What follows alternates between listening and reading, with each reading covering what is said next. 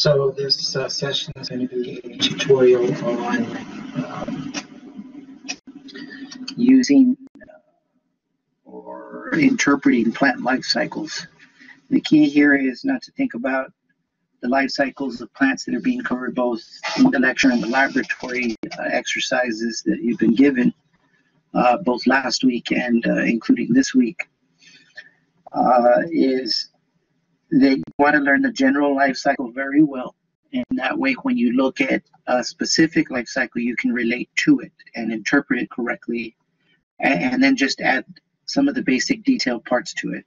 If you try to memorize or learn each life cycle of a moss, of a fern, of a flowering plant as separate things, it's going to be an overwhelming thing. So if you learn the general life cycle, which is called Alternation of Generations, then the task becomes easier. So initially, it requires a time investment to do this, but then learning the new life cycles or specific ones becomes easier.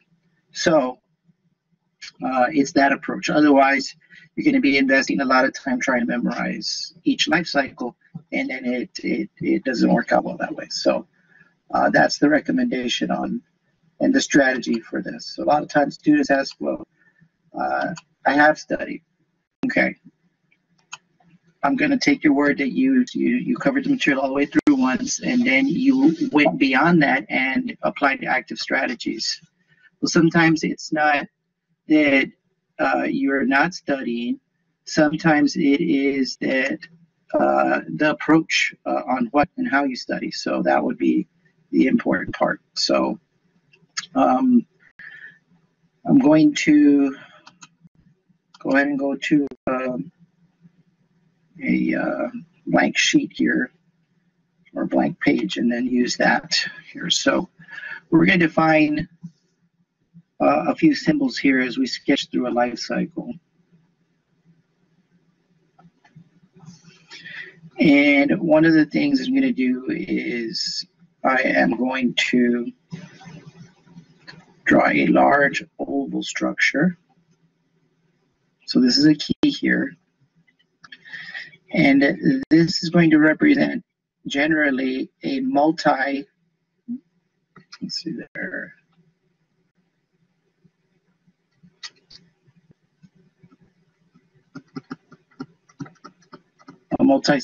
plant. Okay. A smaller oval structure is going to represent an organ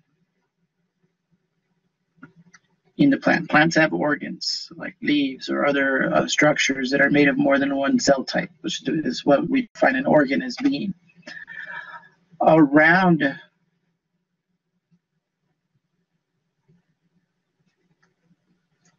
so I'm trying to draw as round as I can. That's going to represent a cell type in this life cycle. So it might be a cell, it could be a spore, which is a cell with a protective coat around it. Okay. Now, the plant life cycle is referred to as an alternation of generations. And this is because, unlike animals, animals have one basic generation, and then we move on to the next generation, and all of the cells in our body are diploid. That means you have two copies of every chromosome. You get one from mom, one from dad, one from each parent. The only time we don't have two sets of chromosomes is when gametes are produced, and that happens in the gonads. So when sperm are made in males and eggs in females, those become haploid. Okay. The thing is that those cells never divide and multiply and become this whole entire animal with haploid cells.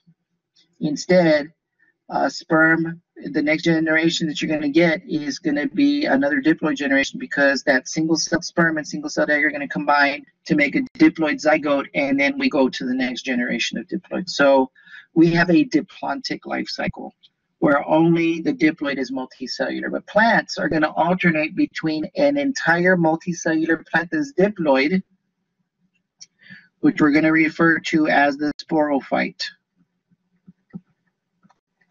And here's where word power really works. If you start learning some of the roots, learning a new word becomes easier. Phyte comes from Greek phyto, which means plant. So this literally is translated to spore-bearing plant. This is going to be a multicellular plant. So I'm going to draw that large oval. It's going to be an entire plant. Now, they may not be very big. Some of them may be as big as a finger on your hand, and that's like mosses. They're pretty small. And so this is a multicellular plant. It'll look somewhat like a plant. It's made of many, many cells and so on.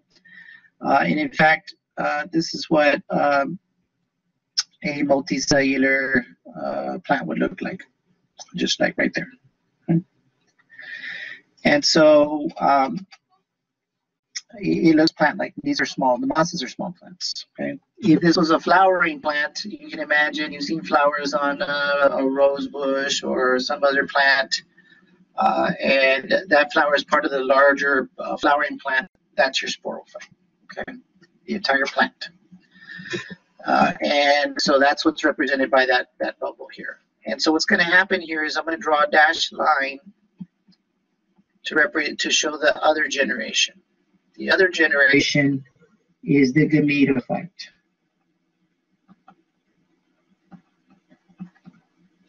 Animals do not go through this. Animals do not have a Gametophyte generation. But by the way, we would not use phyte because animals are not phyte. We would say zoon. Zoon means animal, so there would be sporozoon and gametozoon. But we don't have that. We don't go through two multicellular generations. The Gametophyte generation here would be an entirely different plant body that has been created by the prior generation, and it becomes a little multicellular plant. It may be large, it may be small. Gametophytes typically going to be small, sporophytes bigger, but that depends, because a big theme here is when you move from water to land, those multicellular plants and animals started in water, and then they colonized land 400 or 500 million years ago.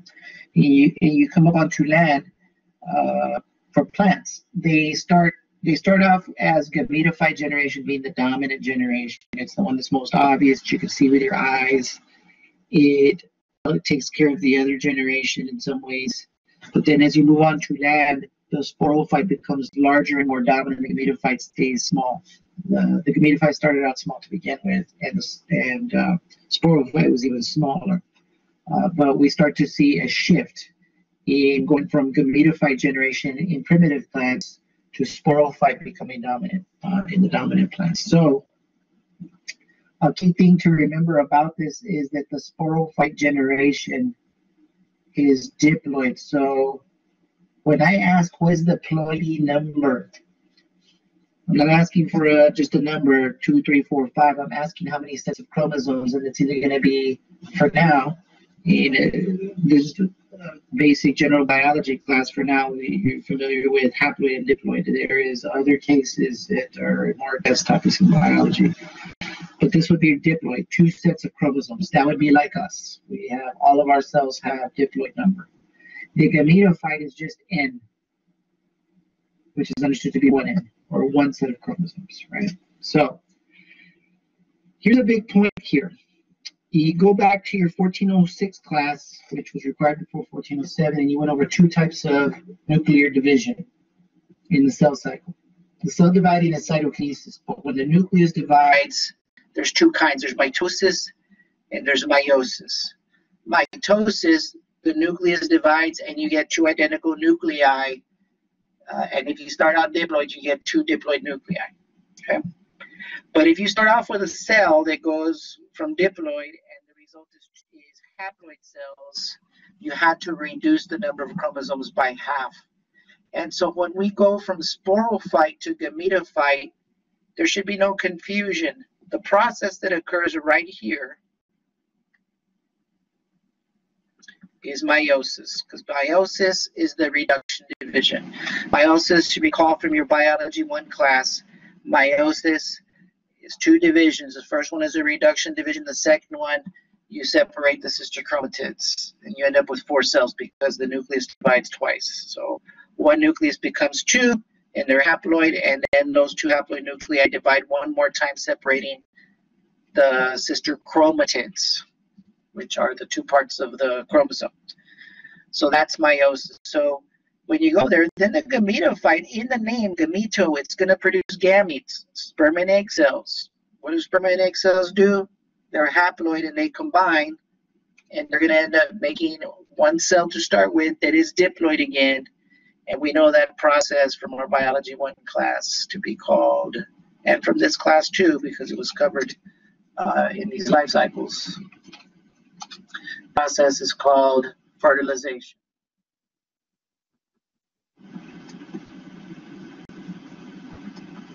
Now, when you go from 2 haploid sperm and egg, you're back to diploid again. So on this side, on the top side of our dotted line of our picture here, any cells or plant body, the cells that make up the plant body are going to be diploid. Above the line, below the line is haploid.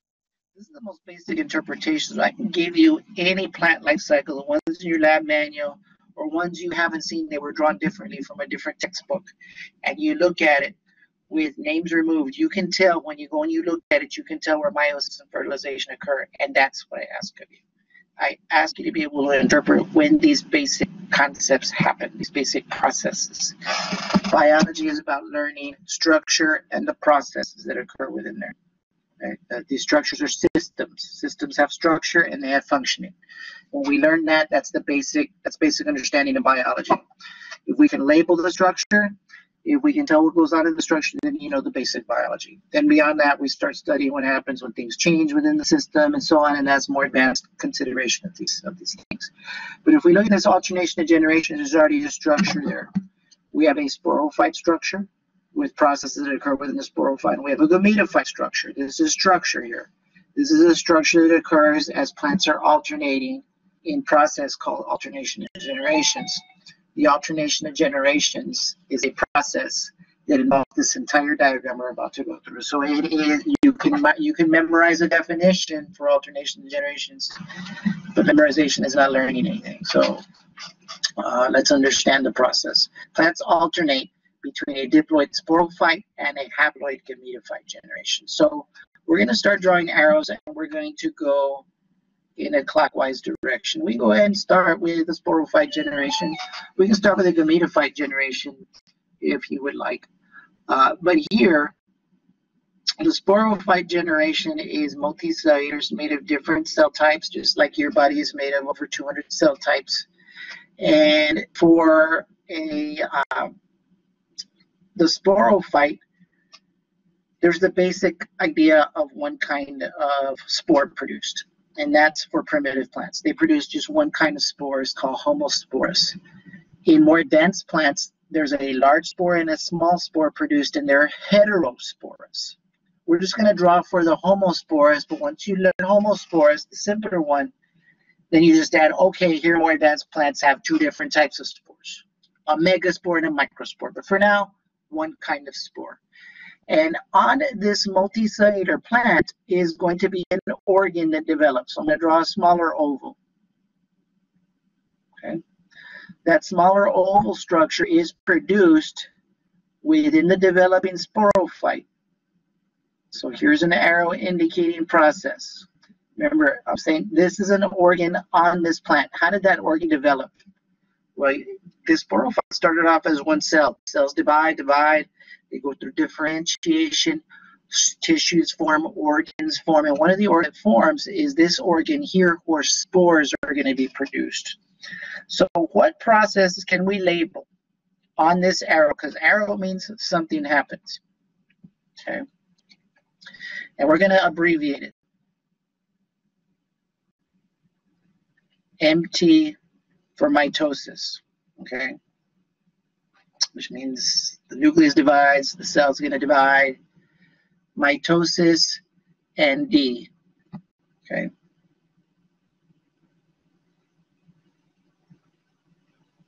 DF for differentiation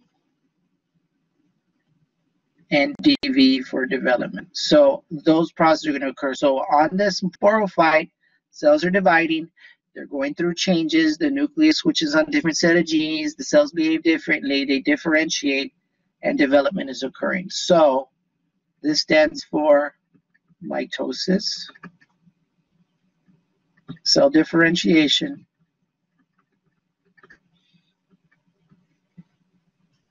and development. Even a cell, once it divides, it goes through different stages of development. It grows and changes occur within it and so on. Okay, so what process occurs here? Mitosis, differentiation, and development. Thank goodness we don't have to write all those terms. And if you look at the life cycle that is described in your textbook, in your lab, and all the life cycles, they don't tell you this. This should be understood by a student who has already had biology 1. So I'm going to make sure we reinforce and review that idea. Okay, so this right here, the name of this organ that's on there that produces spores is called a sporangium. This is structure. Okay, this is a vocabulary word you need to know. The sporophyte has a sporangium on it. It may have more than one sporangium, and that would be sporangia, plural. Okay, this is a little multicellular organ. Okay, and in that sporangium are going to be special cells that are produced within there. Those special cells are produced by mitosis, differentiation, and division. And we know that mitosis, you're going to get your complete sets of chromosomes. So all of the cells that make up the sporangium and the special cells that are going to be produced in the sporangium, which I'm going to draw a circle here to indicate a cell type, right? Because the circle means cell type. Okay. The cell types that are going to be produced within that sporangium went through mitosis. They were produced by mitosis. They differentiated and they developed. And what did they develop into? Sporocytes, vocabulary word. The sporocyte is diploid. The cells of the sporangium are diploid. All of the cells of the plant body are diploid. We're on the diploid side. This is the diploid side. The bottom is the haploid side, or just N. We can just write N. That's your ploidy number. So anytime I ask you on a lab exam or a lecture exam and I say, what is the ploidy number? The ploidy number, that should be an I in there. The ploidy number means how many sets of chromosomes. Is it 2N? Is it 1N sets? The sporocyte is 2N. So the sporocytes within the sporangium are going to be the ones that through this major change, major process, meiosis. Okay. So each sporocyte that's within the sporangium goes through meiosis, and meiosis, for each sporocyte that goes through that, you're going to end up getting 4 haploid spores. And since we are below the line here, below this line, those spores is understood in this diagram, those are haploid. To go from diploid to haploid process is called meiosis. You should not get that wrong. If I give you a diagram of a life cycle you've never seen before, and you see, look, it's going from diploid to haploid meiosis. Is going to be the same for fungi as well. When you go from diploid to haploid meiosis. Now compare this to animals. In us, the only place that goes through meiosis is in the testes or the ovaries to produce sperm and egg. And what's produced is not spores. What's produced are sperm and egg cells through meiosis. So there's a big difference in a plant life cycle and animal life cycle. Now, what are these spores going to do? Each one has a protective coating, and the nucleus inside is dormant. Okay, it's metabolically inactive. It's just waiting. It's a suspended animation. Now, each one of those, when the conditions are right, say there's water in the area where they land, they blow with the wind and they land somewhere, they are going to germinate. You should be familiar with that word.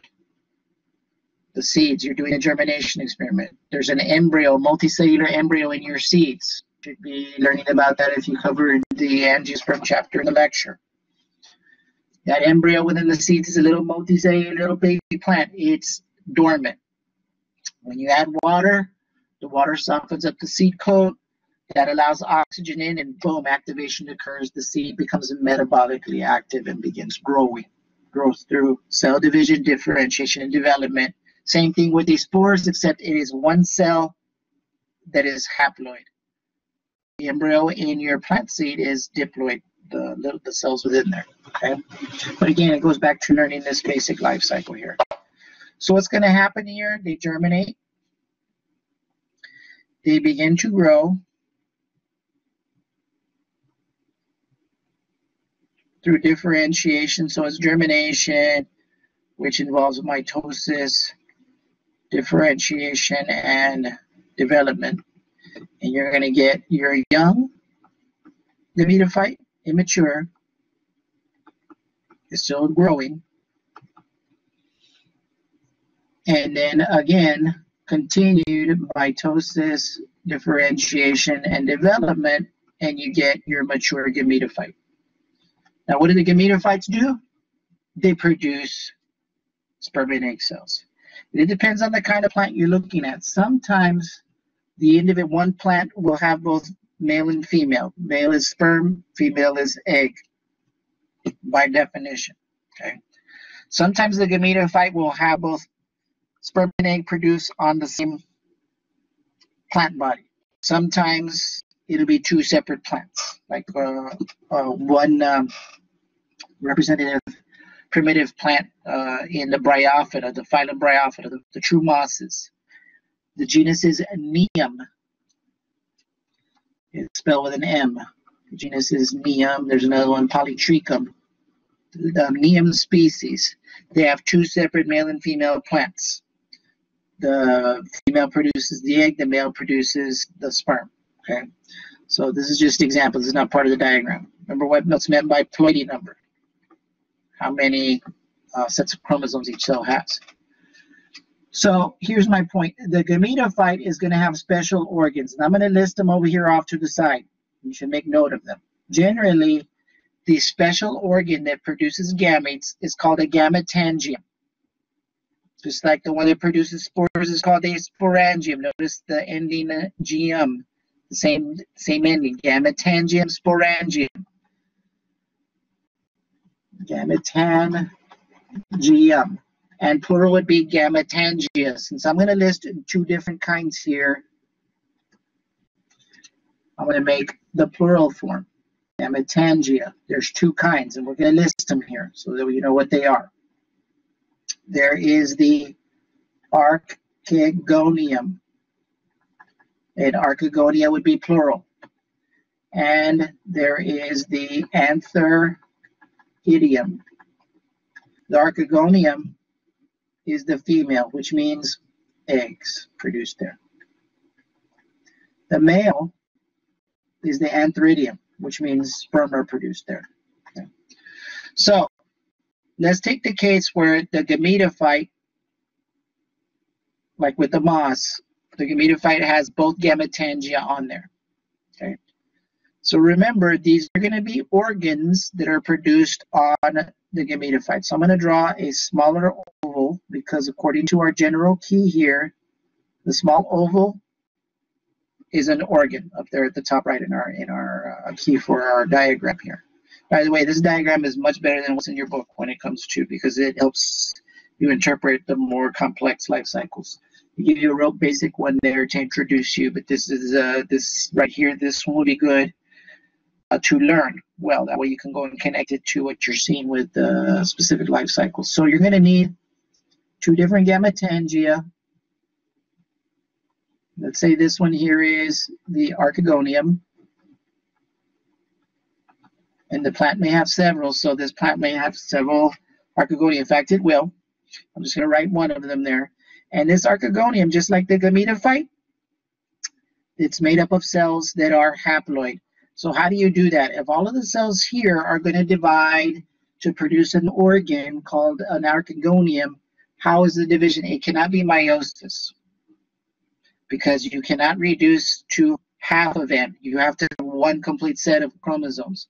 So this is, again, it's almost going to be understood. If you don't change the ploidy number, then it's mitosis, differentiation, and development. Okay. So mitosis, differentiation, and development. Might have been better if I just put it here between the two, right here, so that it's for both arrows. Same thing on both. And then this one would be the Antheridium. So we know this is the female, and this is a little circle with an arrow, which means male. Darn it. So that's the male. Okay. So what happens in the Archegonium? It's a little organ in there, and some cells are going to be specialized to go through a division to produce eggs. Now here is the kicker here. Each Archegonium is going to produce only one egg. Okay. And that one egg was produced by cells that were already haploid. So here's where some confusion occurs, because students want to relate it to the animal, and when you make an egg, it's meiosis. It's not the case here. This happened way back here before we even got to these cells. So never say meiosis here for a plant. The Archegonium is going to produce an egg by mitosis, differentiation, and development into a cell that behaves like an egg. Okay? The Antheridium is going to produce, and plants, the primitive plants, the simpler plants require water to complete this alternation of generations, their life cycle, because the sperm have flagella and they need the water to swim to the egg. So each Antheridium is going to produce many sperm, and sperm are going to have flagella. Okay. Now only one sperm fertilizes the egg, okay, itself.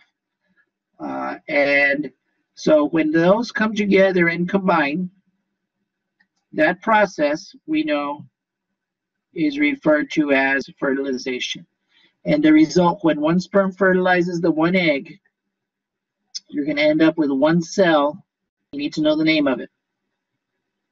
The name of that cell is the same as for animals. When a sperm fertilizes the egg, it's called a zygote. And it is now diploid. Okay. I don't know if I should have circled that. So it is diploid. Now that cell is going to divide. And as the cells divide, they divide, the nucleus divides by mitosis. Different sets of genes may turn on, differentiate, and develop. Now, different tissue then, cells may just divide. They don't necessarily differentiate. They stay in the same cell type. They're just dividing, producing more of them. So they just may be going through mitosis and differentiation. And what you're going to end up getting is a young sporophyte, immature, and then that's all the cells as we're dividing. They're all diploid, and then eventually become your mature sporophyte that produces the spores. Again, mitosis. If you understand that at every arrow, mitosis would occur for growth, differentiation if you're going to make a different cell type, and all cells have to go through development. You don't always differentiate. If I'm going to make epidermal cells, once I differentiate into epidermal cells, those cells can, of the plant can divide just by mitosis and then just develop into a mature cell. They don't need to differentiate anymore. So it is part of the process. Okay. Over here, the sporophyte, the sporocyte, the process that's going to occur is meiosis. So I just put it in a big old box because it's a major event that occurs there, just like fertilization is a major event. So the boxes that are on this diagram are actual processes that do occur here. So that's an explanation of the general life cycle. Note that according to my time, it took approximately 25 minutes to explain this. It would take a good amount of time to try to sketch this for yourself and then recreate it for yourself without looking so that it's truly learned. Okay. Once you do that, then you can go look at any plant life cycle and say, hey, that makes sense. So let's take a look at for primitive plants called mosses. And this is not a diagram from your book. It's from a different one, but it's good to exercise our interpretation from different representations of the same thing. Notice that above this line in blue, this diagram indicates haploid right here. Okay, right there. Now, if that's haploid and this life cycle is going clockwise, when we go from the blue area to the brown area, we go to diploid, you should know without even being able to see right there that that is fertilization. Because when you go from haploid to diploid, that makes two haploid cells have to combine. So without even looking here, if I were to remove that word there and ask what process happens here, it's fertilization. Okay. Now, it does not matter that I drew the diploid on the bottom and the haploid on the top, because we biology students, I'm a student in biology too. I learn biology every day. That's what biologists do. What you do is you understand that you're going from a structure that's haploid to a structure that's diploid. The biologist knows that has to be a fertilization. Okay. When we go from here, we have haploid on the bottom to diploid, that's fertilization. This drawing is drawn opposite of the one on the next page. The diploid is on the bottom on this one. Okay. So what happens here is sperm, you can see, have been released from an antheridium, which is a gametangium. The sperm are released. This is water. Water is needed. And the sperm swims down and fertilizes an egg within the archegonium. These antheridium archegonia are located on the top of a moss. These are special organs on the top of the body of the moss. The mosses are kind of small. They don't have vascular tissue. They have to grow near water. They don't have true leaves. They have leaf-like structures. They have stem-like structures, and they have root-like structures called rhizoids. They do not have true roots. This is something discussed when you go through the lab and the lecture. Overall, so that structure that needs to be known and covered as you go through these materials. And in this moss here, which it looks like a neem or polytrichum, one of those typical mosses that a general bio student should know, a representative genus. They actually have two separate plants. So there's one male and one female plant. If you're a male plant, you're going to have an antheridial head. At the top is where the antheridia are located. So each one of those is an antheridium.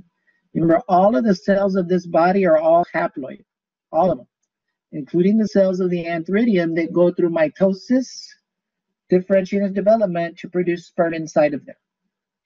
If this is a female, then it's an archegonial head, and that head has several archegonia, each produces one egg. Okay? And so the plants are side by side, males and females, and let's say it rains or there's dew dropping from some other vegetation above, a larger plant, different plant types above, and the water drops down on the male head. It's going to hit the antheridial heads and cause the sperm to splash away from the plant. There's the water, and some of the sperm will land on the archegonial heads, and with the help of water be able to swim into the archegonium, down the channel there, swim down there, and one of the sperm will fertilize the egg. When you do that, what do you get? Not drawn in this picture here. The fertilized egg would be a zygote, then goes through mitosis, differentiation, development. Here you have your young sporophyte in there, totally being protected by the gametophyte. The gametophyte is still right here. The cells continue to divide, and they're all diploid, the ones that are in brown, same color as you see right here in this diagram here. They continue to divide and develop, and they produce this stalk. It's called a seta. And here is your sporangium right here. The sporangium is in a capsule. So there's a capsule there, and then within there, there's little chambers in there, sporangia. So now that you have, this is your sporophyte, totally protected and nourished by the gametophyte. The gametophyte is dominant for mosses. Okay. It's haploid. The gametophyte is keeping the sporophyte, protecting it and nourishing it, and it completely grows from there. Within the capsule is sporangia, and in the sporangia is where meiosis occurs, because the brown colored part here, all of those are diploid. These are haploid. So in there, the diploid, the spores produced are produced by meiosis. Those spores are released. They germinate, forming the young gametophyte, and then eventually we get our mature gametophyte. Every step of the way, it's mitosis, development, differentiation when different cell types are being produced. That's your life cycle for a moss, and you can totally relate it to this one here. This large oval gametophyte is the one that's going to make the gametes. That's the plant on the top. That's your gametophyte. Okay. The oval one on the bottom is this right here, the stalk with the sporangium. That is your Sporophyte generation. Okay, that's this one up here. Okay. Now, what's going to be different with the flowering plants and more advanced plants is that they have two different sporangia. They have the micro and the megasporangium. The megasporangium is where the egg is produced. It's the female, and the microsporangium is where sperm are produced. But the entire gametophyte is very reduced. The entire gametophyte, and this happens within the flower. Above the line here is diploid. Within the flower, this is where your archegonium is, and within there an egg is produced. And the entire female gametophyte is within the sporophyte structure. The flower is part of the Sporophyte generation. Within there, that the entire female gametophyte, which is going to produce the megaspore, the megaspore becomes the egg within the gametophyte. This is your gametophyte right here. It's called an ovule. So now the gametophyte is kept within the sporophyte, right? In the prior one, the sporophyte was kept within the gametophyte. So the roles switch. The land plants now come onto land, and the most evolved plants are the flowering plants.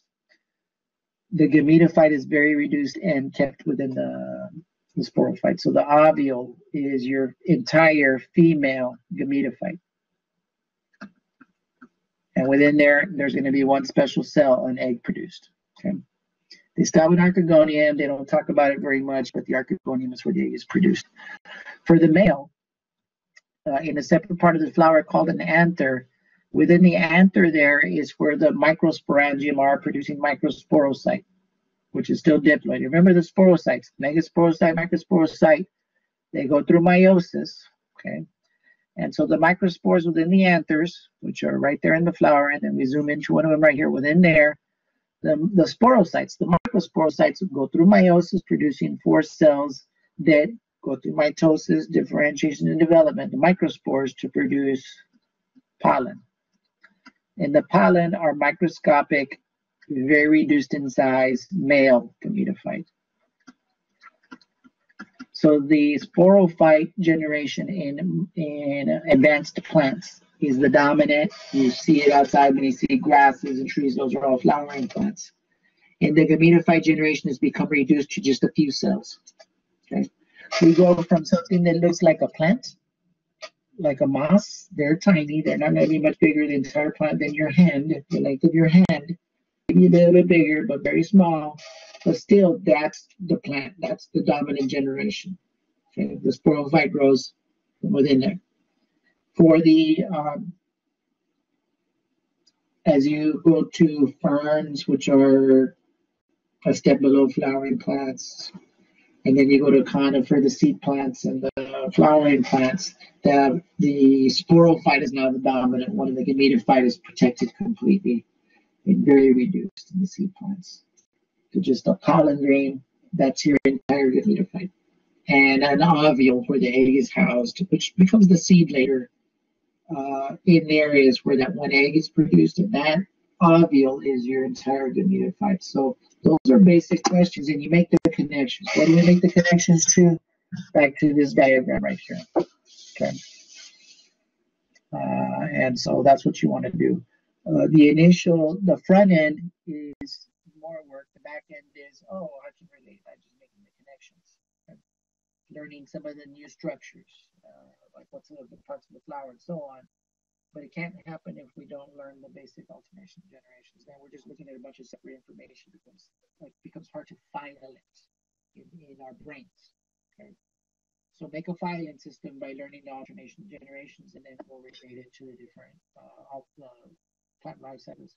You have to know the life cycle of a moss, a liverwort, which is also a simple plant. And we're talking about the lab, and then the lecture is relevant. So the lecture brings up these things in more basic ways, but the lab is where you learn it in the lab, and then you make the connections to the lecture. You have to learn the life cycle of a fern. You have to learn the life cycle of pine tree, which are gymnosperms, which means naked seed. And then the angiosperms, which are the flowering plants, the ones that produce fruit with the seeds inside, the ones we're most familiar with.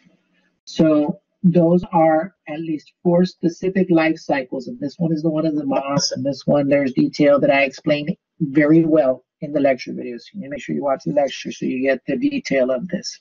There's more detail than what I just went over here. I'm looking for basic understanding in today's tutorial. Okay, so I hope this tutorial helps with how to approach learning life cycles of plants. You've got to know the names too. This right here is the life cycle of a bryophyte, which are members in a phylum Bryophyta, Bryophyta. Liverworts, Hepatophyta. And then there's the phylum for pine trees and a phylum for flowering plants. Those names, we can't engage in a discussion if we can't even name. But what are we looking at? We're looking at something. We're looking at a moss. What phylum? Bryophyta. Okay. What phylum is this? Antophyta.